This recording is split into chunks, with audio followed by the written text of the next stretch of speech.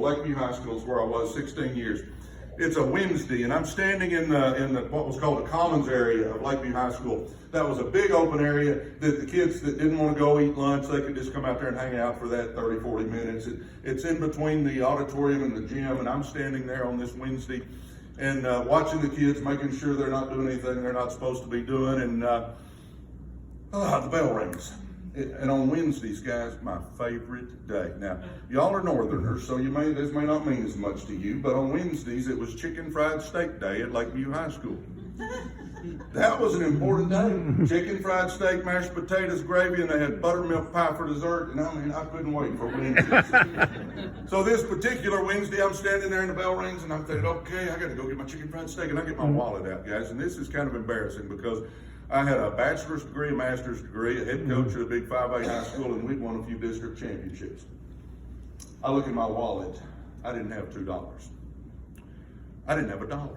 I didn't have anything in my wallet. Now, I wish I could say that was an abnormal day for me, but it wasn't, because back then, there were a lot of days I went to school and I didn't have any money on me. I mean, it was almost embarrassing. Well, it was embarrassing. But this one day, I look, there's no $2, but I'm thinking, I can't miss chicken fried steak day. What can I do? Oh my gosh, I got some change in the truck. So I run out to the parking lot at Lakeview High School, and I was driving a beat up 84 Mazda B2000. And for you young people, you won't even know what I'm talking about. You actually back then had to stick the key in the door. So I stuck the key in the door and I unlocked it. We didn't have fobs back then. And I opened the door and I lay across the seat, and where I had stashed some change was in my ashtray. So I pull the ashtray out, I dig out some change out of my ashtray, get $2, I push the ashtray in, close the door, lock it, stick the key back in my pocket, and I'm standing in the parking lot at Lakeview Centennial High School looking at my hand with $2 worth of dirty change in it. I wish I could say I'd never dug in my ashtray before, but I had. And I don't know why this day was different, but the good Lord just somehow hit me with something like a ton of bricks. I'm looking at that change, and something hit me that I don't want to be spending my time digging $2 change out of a dirty ashtray to go eat a $2 lunch at a school cafeteria. I don't want to keep doing this.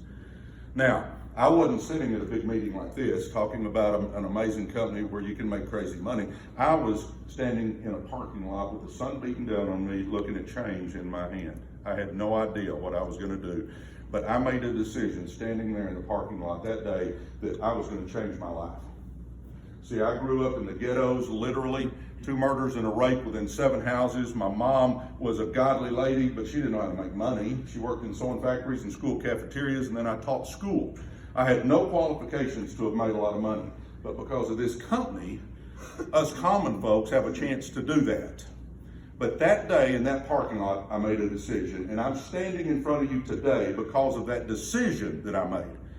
I decided I was going to quit playing with it. I decided that day that I was going to make it happen, and I'm going to challenge each and every one of us today to make today the day that you make a decision that you're going to go all in, that you're going to jump into the deep end of the pool for a while. And let me take some fears away real quick. This is not a job. Does everybody understand that? You don't go 9 to 5 and try to squeeze it. Maybe I can work a few hours at night and I could go in from maybe 5 to midnight no. You just live life. But as you're out there, you're talking to people. And then when you come home, you might pick the phone up and make a couple of phone calls. This is not about taking tons of time. I never tell Jeannie, hey, I'm going out to do ACN. But the last 2 people I signed up were at the gym, guys I worked at the gym with. I mean, another one I signed up, I signed him up because he was a manager at a McAllister's sandwich shop.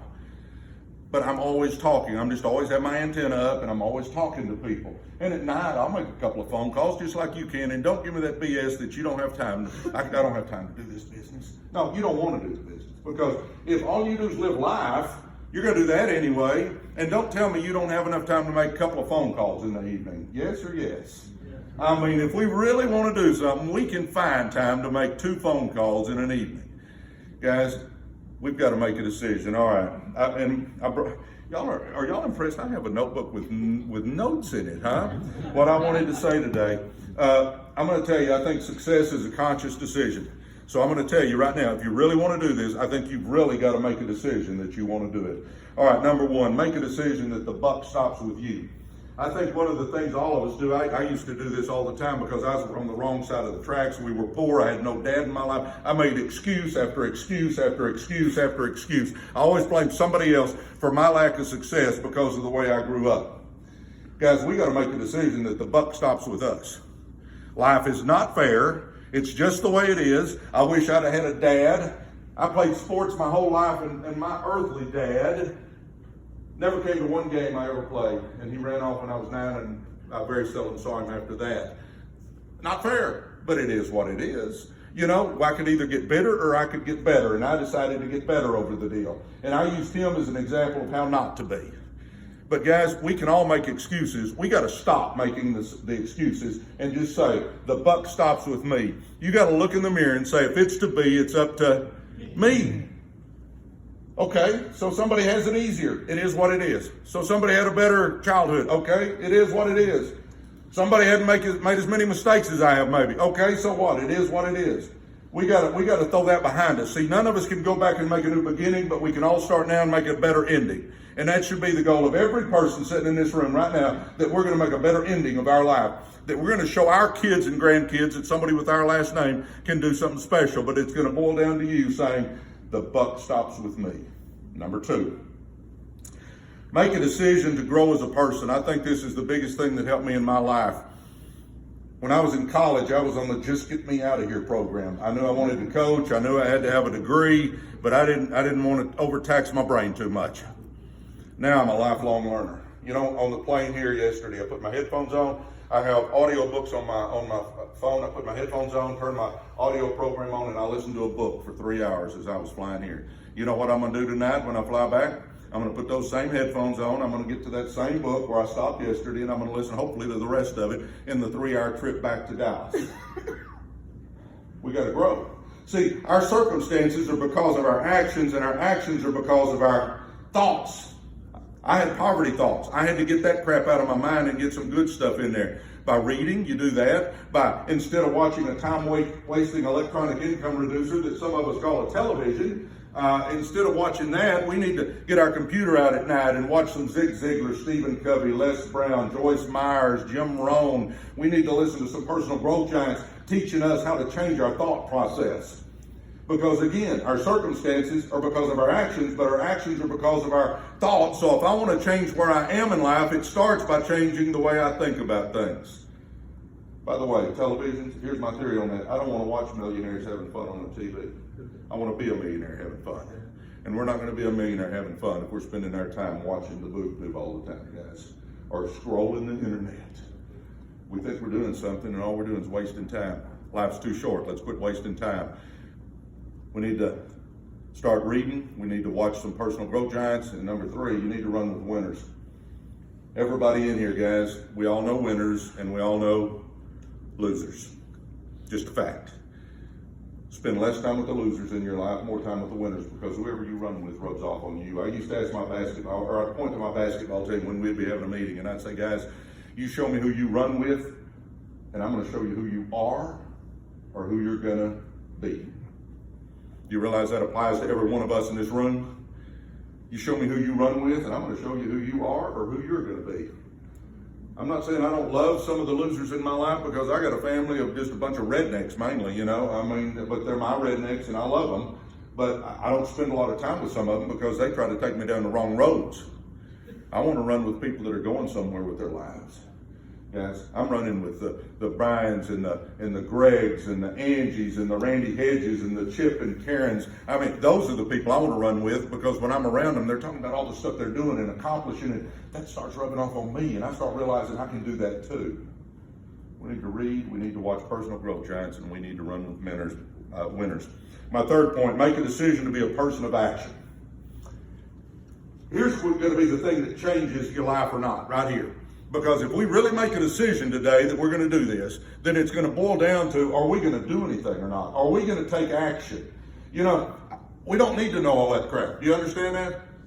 It's good. I mean, we need to know a little of it, I guess. I shouldn't say that. It's not like crap. I guess I kind of overstated it. But, you know, but we don't have to know all that stuff.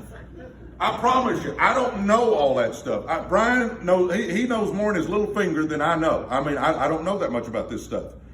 I just know that if I show the plan and show the plan and show the plan and show the plan and show the plan and show the plan, good things happen. That's what I know. And if they don't want to be my business partner, I try to get them as my customer, and I say next. All I do is keep showing the plan. We got to be a person of action. Here's your 3 action steps. 1, you need to attend the big events. If there is any way in heck you can get to Fort Worth for the international event, you need to be there. Do you realize that's where you'll meet the founders? That people are flying in from 27 countries to be to that thing. We need to be there. You need to plug in. We got to get in the game. I mean, you can't stand on the sideline and think you're going to do this big. It doesn't happen. And you say, well, I don't have a lot of money. Baby, I couldn't even pay my house payment when I got involved. You know what? We'd put 4 or 5 people in a car, share the gas. We'd take sleeping bags, get one room, and there'd be 6 or 8 of us sleeping in that room. Everywhere we could find a place to throw a sleeping bag down. That way we'd divvy that room up and it cost us $25 or something. We'd eat off the dollar menu at the fast food joints. I know how it is to not have any money. That's how I spent most of my life, but we can make it happen if we think it's important. We need to attend the events and be plugged in. Number 2, you've heard it here many a time, but I'm going to tell you the same thing. You got to be your own best customer. It's impossible for us to get out there and sell something with some passion. And I say sell, it's really share. We can't share something with passion if we don't even know how it is. I love Vivint. My gosh, Vivint. I love it. Geez, I can talk to people all day about it because, my gosh, we live on 14 acres and I think I got 5 Vivints on my property, and I can see who's ringing my doorbell. I can lock my doors. I can set my thermostats. My gosh, I love Vivint. Well, when I'm talking to somebody, I can tell them how all that works. We got to be our own best customer. And get this, you say, well, they're just a tick of, that's just a tick over what I'm paying already. Are you taking into account that you can get 20% of your commissionable revenue back? I pay $426 for impact, but you realize that I'm my own customer, so I get like $47 of that $426 back. Factor in, number 1, that you're going to get some commission back, and factor in number 2, that if I'm going to do this, I got to do it. Yeah, it might put me in a bind a little bit. It might be a little tougher. And I'm not saying I don't have everything, but just get the things that you thinking can get so that you can talk about it when you're talking to people. It's a difference maker. I promise you. We got to plug in. We need to be our own best customer. And then number 3, and you guys know this, to be a person of action. If you're going to make that decision to be a person of action, this whole business boils down to you getting out there and showing the plan. You can have the best looking list. You can know all those facts. You can color code that list and alphabetize that list, and you can do all kinds of pretty things with that list. But if you ain't making calls and setting appointments and showing the plan, you ain't doing this business, guys. And you know how I do it? I'm a simple-minded guy. I just call people up and I will say, hey, Chip, it's Presley. How you doing, buddy? Oh, great. Hey, how's the fam? Oh, good. Karen, okay? Oh, awesome. Hey, listen, Chip, this is really a business call. I got a quick question for you. Do you look at other ways to make money? That's my spiel. You heard it right there. I've said that 1,000,000 times, I bet. If I'm in a restaurant and somebody has a great personality, like the guy that was running the McAllisters, I just went up to him and I said, hey man, I love your attitude. I said, do you look at other ways to make money? What if they say no? Anything? Anybody lose their life? Any earthquakes start happening? No. Somehow we build up in our mind that if somebody says no to us, that's going to be the terrible thing that happens to me in my whole life probably. I got told no. We got to be a person of action. Plug into the events. Be your own best customer and start showing this plan. Number 4. There's only 5. We're on number 4. Make a decision to be passionate. I'm working on that one. You don't have to be as crazy as the old coach is and your veins don't hurt to bulge, waving your arms around. But people can tell when you're a little excited about something. Yes or yes? Yeah. We can't look like our dog just got ran over and think people are going to want to join us. Let's get real. Sometimes we look like we've been weaned on dill pickles or something, and we got this sourpuss looking face, and then we're asking people to join our team. Guys, people don't want to be around people like that. If you're a negative, dull, disillusioned, frustrated crybaby, nobody wants to be around you. Let's get real. We need to change a little bit. And can we change? Absolutely. We can sure change. We can put a smile on our face. Just try smiling a little bit. Even if it's fake in the beginning, just show some teeth and everybody will think you're happy, huh? Guys, we got to get passionate about it. And my last point is, make a decision to never quit. You never know when the next person you talk to might be the one that changes your life. I signed a guy up named Mark Dean. A lot of you guys may know Mark, and if you don't, you'll know him. He's still around. He was a used car guy. Sarah Beth bought a car. I went up there to help her negotiate. When it was over, I was having a tough day. I was tired, didn't want to mess with it, but I thought, oh, I can't screw this up. Okay, Mark Dean, do you look at other ways to make money? He goes, yeah. I said, do you want to run to Jason's Deli down here? And I got something I want to run by you. I went and showed Mark Dean the business. Mark Dean has put in 100,000 IBOs, and that one leg's made me over $10 million. And I almost didn't say something that day because I was tired and having a bad day. Here's the thought I want you to keep in your mind. When you have a chance to talk to somebody and you don't, when you start walking off, I want you to think, am I walking past a fortune? Because you don't know who is and who isn't going to be the superstar on your team. And you can't tell by looking. I'd tell him if he was right here, but Mark Dean's he's just a normal looking dude, just about as average as they come. I had no idea he was a full-blood stud, but he is. And I've got others. Randy Hedge, the guy with the cowboy hat, stud. Greg McCord, he can talk with the best of them. He is a stud, though. I'm telling you, you just never know who it's going to be. And it may not be somebody you sign up. My gosh, Greg's on my second or third level. I didn't even know Greg till this started. But if you get somebody who gets somebody who gets somebody, good things will happen. I'm going to challenge you guys. Let's make a decision today to draw a line in the sand. And let's make that decision that we're going to get after this. And here's all I challenge you to do. How fast does 6 months go by? It goes by in a heartbeat. I'm going to challenge you for the next 6 months to put as much effort into this business as you can find, to squeeze it in all the nooks and crannies of your life, and to just plug in, be your own best customer, and start showing the plan. That's really all we're trying to do here. And if you'll start doing that, let's see where we are. I'll come back in 6 months. Let's mark it down, Brian.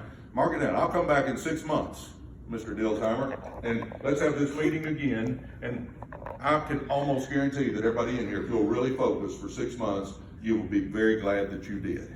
And if you're not, then hey, we'll throw it in the trash and you can go on your own merry way. But I'm telling you what, if you'll put some effort into this, it's life-changing. And the beautiful part that I love about this is that we're helping people while we're making money.